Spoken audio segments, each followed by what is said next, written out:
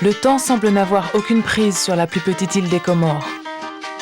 Véritable sanctuaire naturel, Mohéli la Douce est oubliée des tour opérateurs. Pour le moment.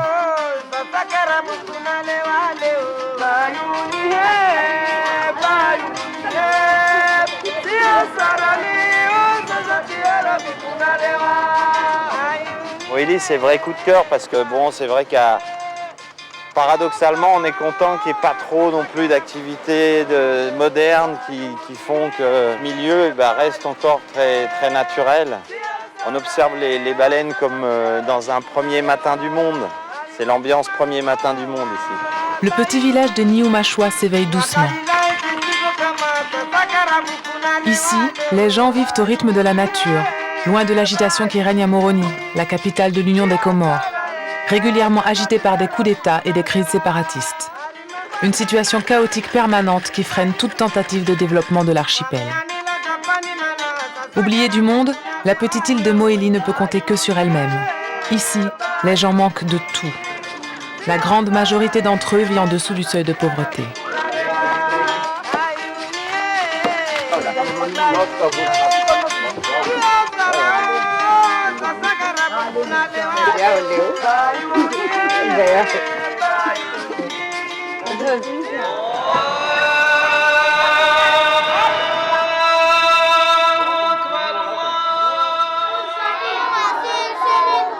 Aux Comores, l'islam est une religion d'État.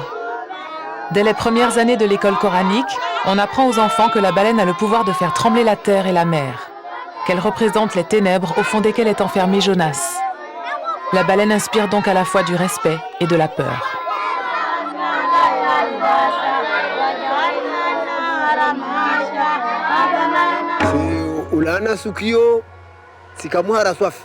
Kamal Ali Ben Sidi se souvient encore de la plus belle peur de sa vie. Un matin, il pêchait au large des îlots de Niumashwa. La journée était rythmée par les poissons qu'il remontait. Soudain, il entendit le souffle d'une baleine. Pas très rassuré, il tenta de prendre ses distances, mais elle le suivit.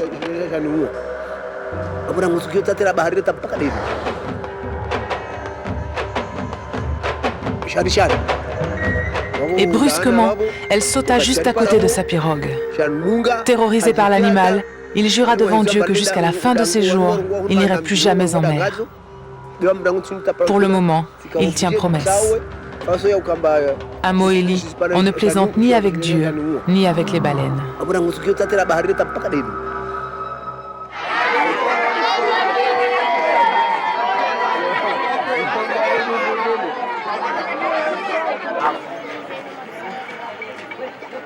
On dirait le cinéma Paradisio, sauf que nous sommes à Niumashwa et que l'unique télévision du village sert d'écran. Michel Velli adore ces moments-là. Le public boit ses paroles et comprend son film. Le but, c'est de dédramatiser les baleines et d'expliquer qu'elles ne sont pas dangereuses si on les respecte.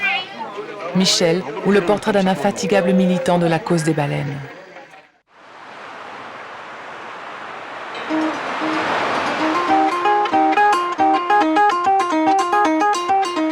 Comment tu t'appelles? Et ça mange quoi les baleines? Je ne sais pas.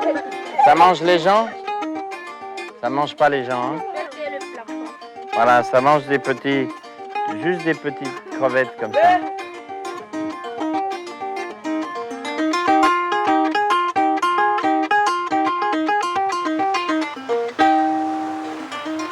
À Mohéli, ce qui est important de signaler, il faut vraiment mettre l'accent là-dessus, c'est qu'on a développé l'observation des baleines, l'observation commerciale avec les populations. Et c'est les pêcheurs, c'est les populations locales qui développent cette activité. Ce n'est pas des opérateurs touristiques qui viennent de l'extérieur, ce n'est pas des mzungus qui font ça, ce n'est pas des hôteliers, c'est les gens des villages. Et les revenus vont directement dans les villages. À ma connaissance, au moins dans les îles de l'océan Indien, je pense que c'est la seule expérience qu'on a d'observation de baleines menée par les pêcheurs. Il fait ça, souvent on voit la queue, hop, et ça disparaît. Ça aussi, ça fait 4 mètres. Donc quand vous la prenez sur le pied, ça fait mal. Évidemment, les pêcheurs ne peuvent pas emmener les touristes avec leurs pirogues traditionnelles. Ils doivent pour cela utiliser les barques plus modernes des coopératives de pêche. Elle est devant là. Hein.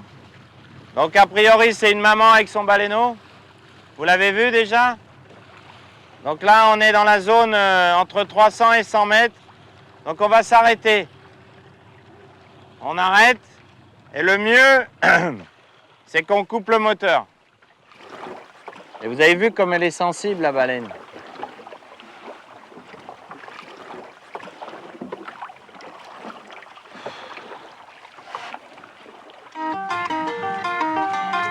Je vous présente Abtouahir.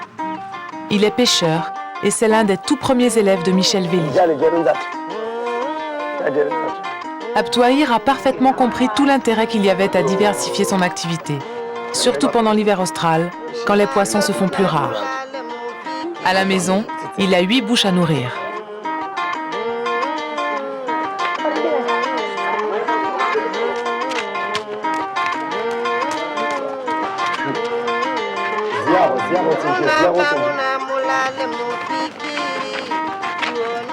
Quatre mois par an, Abtouahir loue sa barque et emmène des touristes pour observer les baleines.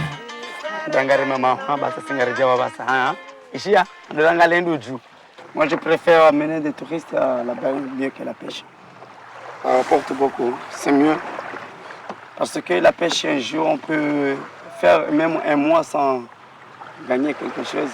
Puisque les poissons, ce ne sont pas des poissons quotidiens, mais c'est des poissons momentanément. Surtout les thons, les bonites, ce sont des poissons voyageurs qui passent. Un jour, ils viennent, un jour.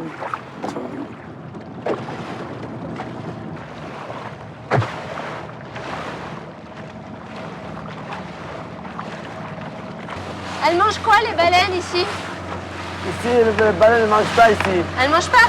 Si, non, ils ne mangent rien. Le souffle? Tu es là-bas là, le souffle? Et oui, moi j'ai vu un grand truc là, mais je pensais pas que c'était ça. Si, ça faisait vraiment un grand souffle. C'est tellement dingue. Regarde. Et oui, super.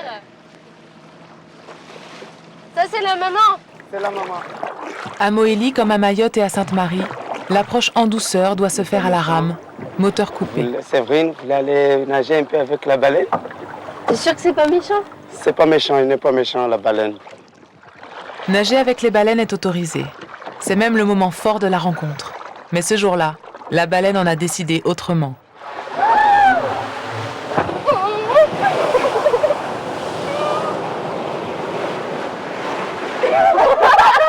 Regarde, je vous ai dit si on nage avec, regarde encore.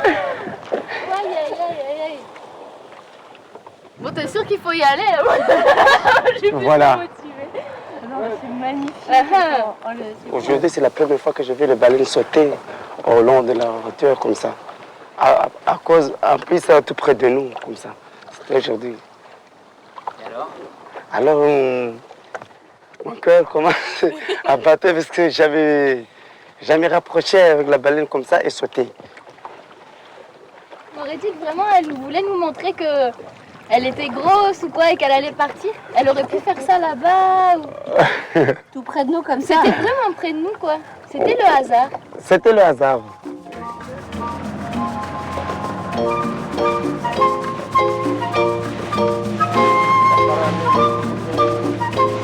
Impressionnés par ces sauts, Carole et Séverine renoncent à se mettre à l'eau. Mais la journée n'est pas terminée et les baleines, nombreuses autour des îlots, leur réservent une autre surprise. Un groupe actif de 9 individus s'est lancé dans une course folle, à presque 10 nœuds. Pendant des heures, la femelle est talonnée par 8 mâles déchaînés, complètement indifférents à l'égard de l'embarcation qui les suit. Levez la dorsale pendant qu'elle bougeait.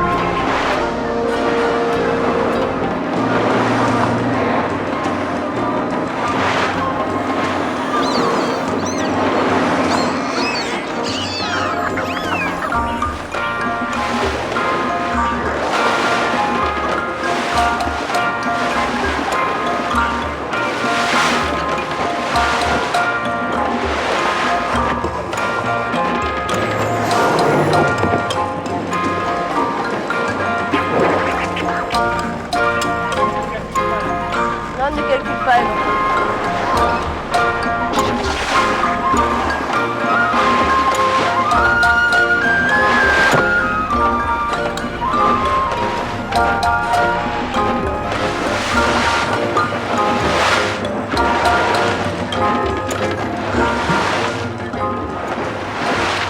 Ouais. Là, oh!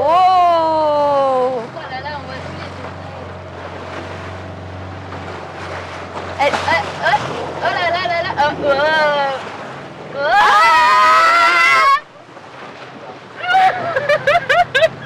Les mégaptères sont très agiles et parfaitement maîtres de leurs mouvements.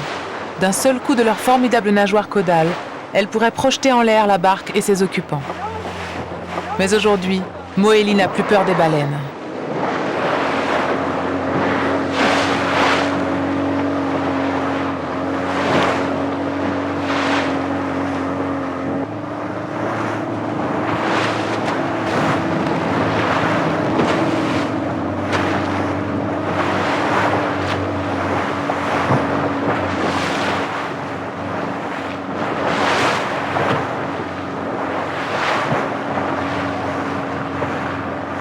On est nés, nous, avec la découverte des cétacés dans leur milieu. C'est vraiment une science nouvelle, c'est un truc fabuleux. On a découvert ces bestioles. On est fait comme elles sont faites comme nous. Elles ont des poumons, elles font des petits comme nous, elles allaitent leurs petits, elles chantent. Qu'est-ce qui est différent? Qu'est-ce qui est différent? Elles vivent dans l'eau, on vit dans l'air. Et c'est important qu'on communique, quoi. L'écotourisme, c'est une émanation de la curiosité de l'homme. L'homme est curieux, il veut connaître sa planète, il veut connaître les animaux qui peuplent cette planète, et ils veulent vivre avec, quoi.